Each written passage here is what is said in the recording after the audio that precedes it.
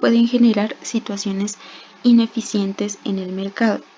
El objetivo de este video es evidenciar cómo se puede producir una ineficiencia en la asignación de precios, simulando para ello un mercado para una aerolínea en la que se tienen dos problemas de información coexistentes: riesgo moral y situación adversa. Para ello se van a generar dos supuestos. El primero es que se tienen dos tipos de viajeros en una aerolínea. El primero es un viajero tipo turista, el cual debe financiar la totalidad de su tiquete aéreo para su viaje, mientras que un segundo viajero es un viajero de negocios, el cual solo paga una parte o una proporción del tiquete aéreo, mientras que su empleador financia la otra parte del tiquete. El siguiente supuesto es que los costos marginales de la aerolínea solo dependen de las millas obsequiadas a sus consumidores. ¿Cómo se pueden evidenciar los dos problemas de información en este ejercicio? Bueno, el riesgo moral se da cuando el viajero de negocios no es quien cancela la totalidad de su tarifa y por tanto el viajero no busca el mínimo precio de viaje, sino aquel que le genere una mayor utilidad individual, es decir, obtener un mayor número de millas obsequiadas acumuladas, mientras que su empleador, quien cancela parte de la tarifa, generalmente la mayor parte, no es capaz de observar los actos finales de su empleado, que en cualquier caso no pueden ser los más convenientes para la firma. ¿Cómo se observa la selección adversa?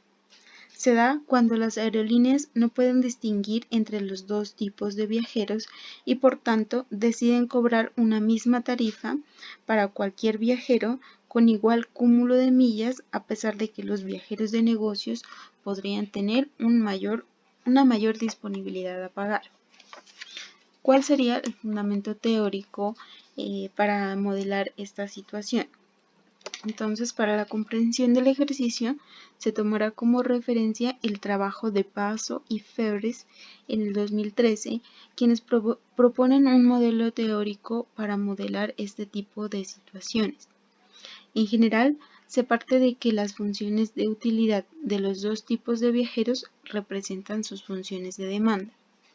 En este caso, la utilidad del viajero turista, que se va a representar con U1, es igual a una constante en función de las millas y de el precio negativamente.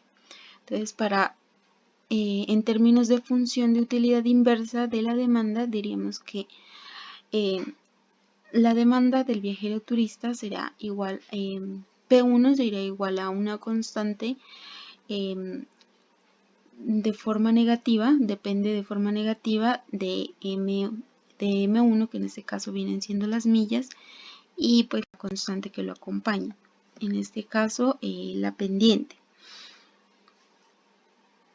Se diría entonces que cuando las millas acumuladas cambian en una unidad, en este caso como es una proporción, generalmente las aerolíneas siempre toman una proporción del precio que cobran para dar las millas acumuladas. Entonces, como M viene siendo un porcentaje o una tasa, entonces diríamos que cuando M aumenta en un punto porcentual, cuánto disminuye el precio, porque es función inversa de demanda. La interpretación. Mientras que U2 viene a representar las preferencias del viajero de negocios, que depende igualmente de las millas M2 que él pueda acumular, menos un precio. Mientras que alfa viene a representar la proporción que es pagada, la proporción del tiquete que es pagada por el empleador. En este caso viene siendo alfa, por tanto, en términos de su función inversa de demanda, vendría a ser igual a P sub 2 igual a esta constante que viene aquí siendo menor que la constante de acá, y de M2, que vienen siendo las millas que puede acumular el viajero de negocios.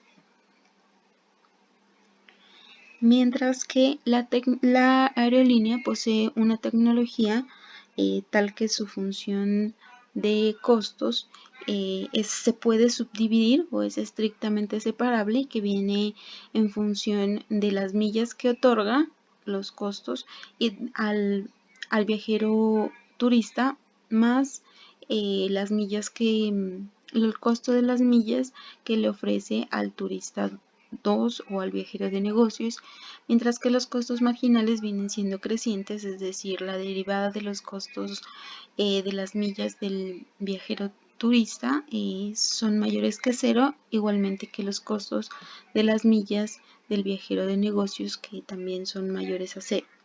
Entonces, con todo esto, ¿cuál sería el precio de equilibrio de la firma? Entonces, se van a suponer dos situaciones. Si la empresa no supiera, no sabe que enfrenta problemas de información, lo que él hará es que va a igualar una sola función de demanda de los viajeros sin diferenciarlos, es decir, una sola función que igualará a su función de oferta o a su función de costo marginal. Esto se puede representar de esta forma. Entonces los costos marginales o la derivada de los costos totales va a ser igual a una función de demanda que depende de las millas y inversamente del precio. Al igualar estas dos funciones va a obtener un precio óptimo, supuestamente óptimo, porque no está teniendo en cuenta que hay dos situaciones de información. En este caso, para él le afectaría más la situación de selección adversa. Pero este precio pues obviamente no va a reflejar las condiciones de equilibrio, puesto que la empresa está asumiendo que todos los viajeros tienen las mismas preferencias sobre los servicios que ofrece. ¿Cómo podría observarse entonces la ineficiencia en los precios? Bueno, debido a que los consumidores, tanto viajeros y turistas como de negocios, tienen una función de demanda distintos. Entonces, uno tiene unas preferencias que generalmente dependen más del precio que de las millas que puedan acumular. Este sería el caso de la demanda del viajero turista, mientras que en caso del demandante o del consumidor de viajero de negocios, a él le interesa más las millas que puede acumular que del precio.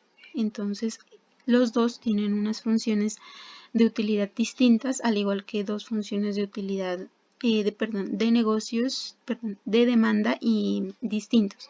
En este caso se puede observar que las dos funciones de demanda no tienen la constante, pero esto es para simplificar un poco el ejercicio. Entonces, si la aerolínea puede diferenciar las dos demandas de sus consumidores, lo que él puede hacer es realizar una suma horizontal de las dos funciones de demanda que son distintas para obtener una sola función de demanda e igualarla con su función de oferta o de coste marginal. ¿Por qué realizar una sumatoria horizontal? Porque en este caso estamos hablando de un bien privado. Cuando el bien es público, la sumatoria de las demandas debe hacerse de forma vertical. Para entender mejor esto, se puede decir, en el caso de los bienes privados, que generalmente los precios vienen siendo fijos, mientras que las cantidades son las que generalmente están variando. En este caso se igualan, son las funciones inversas de demanda. Cuando el bien es público, generalmente las cantidades son fijas y los precios son los que varían. Entonces, en ese caso se deberían sumar las funciones normales de demanda. Pero en los bienes privados se debe hacer con la función inversa de demanda. Entonces, como teníamos acá las dos funciones, lo que hacemos es igualarlas. Igualar P1 igual a P sub 2. En este caso sería de esta forma. Al sumar estas dos ecuaciones, lo que obtenemos es esta constante. Esto es una constante que acompaña a la variable m o a la variable millas, y sumarla con esta otra constante que viene siendo una constante sobre alfa con esta otra variable millas. Al final, al sumar, o en este caso sumar dos constantes negativas, nos va a dar otra constante que vamos a llamar beta, que va a ser en función de m. Entonces, esta sería la función de demanda total que puede calcular la aerolínea, y con esta se va a igualar a su función de oferta o de coste marginal, y para ello todo se puede dejar en función de m o de millas, que se va a igualar a una función de coste marginal. En este caso se despejaría m y quedaría esta la función. Ahora, al despejar los precios, para obtener los precios de equilibrio, estos precios van a ser igual a los costos marginales sobre beta para este caso. En todo caso, este P obtenido va a ser distinto del P que se había calculado sin tener en cuenta el problema de información de selección adversa, que era el que habíamos sacado de acá. Este P va a ser, o este precio de equilibrio va a ser distinto a este precio de acá. Entonces, con esto se podría observar que bajo una situación de información asimétrica o información imperfecta, los precios que se pueden calcular dentro del mercado de equilibrio pueden no reflejar una situación, una buena situación o una situación de equilibrio. Serían unos precios, estos precios no serían eficientes. Entonces, para entender mejor este problema, vamos a proceder a simular algunos datos para obtener funciones de demanda de los dos tipos de consumidores y observar cómo cambia el precio en estas dos situaciones, y se hará en un siguiente video.